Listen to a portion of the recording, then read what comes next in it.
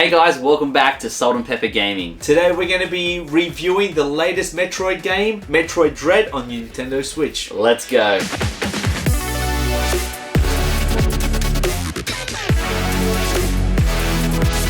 Well, we are so excited that Metroid has finally landed on the Nintendo Switch, and in this episode we're going to review the game. We're going to have a look at gameplay, graphics, and is it worth buying if you own a Nintendo Switch? Metroid Dread takes place after the Game Boy Advance game Metroid Fusion back in 2002, so we're excited about this take of Metroid. The story is quite simple. Samus is at war again with an evil robotic enemy on the planet ZDR. But it's not the story that we're after in this game, it's the actual gameplay and the graphics that make this game worthwhile. What you might not know is that Dread was actually due to be released as a Nintendo DS game in the mid-2000s, but due to its limitations, they decided not to release it until now, leading to the revival of the Dread project. Let's look at gameplay.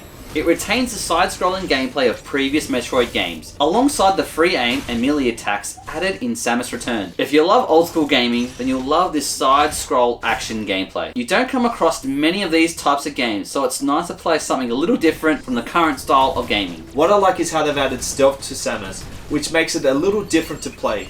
To avoid the enemy robots, you're able to hide from them, you're able to reduce your noise, and you're able to camouflage yourself using the Phantom Cloak.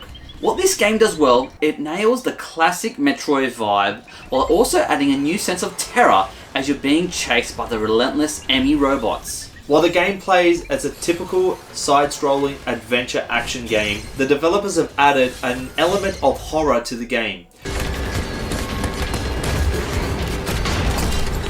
When you're chased by the enemy robots, the music intensifies, they're chasing you down, and it's very suspenseful. What makes this game tricky are the bosses. Not every single boss is killed the same way, so you've got to use a different tactic to kill the next boss. We love that they've added some very interesting puzzles throughout the game. Some are so mind-bending that they actually can get you a little bit frustrated trying to nail the puzzles, but it's really good mix how they've added that into the game. Hey, let's talk about graphics. What does this game look like? A lot of people are upset that it was a 2D side-scrolling yet again, but I think that they've nailed the look of this game, especially when you're playing it on the OLED. What we love about this game is the graphics. It's absolutely stunning. This game resembles the Metroid Samus Return with a much more enhanced experience, especially when it's docked.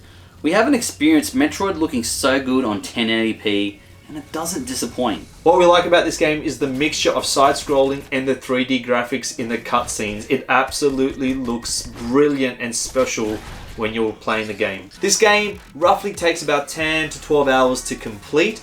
Depends how good you are at gaming, especially with the difficulties of the puzzles and bosses. We think it definitely deserves a solid 9 out of 10. I think it's one of the best Metroids to come out, especially on the Switch. This was a quick review on Metroid Dread, but it's best played on the latest Nintendo Switch OLED, so check out this video where we have a look at and unbox the latest Nintendo Switch. Well, we'll see you guys next time.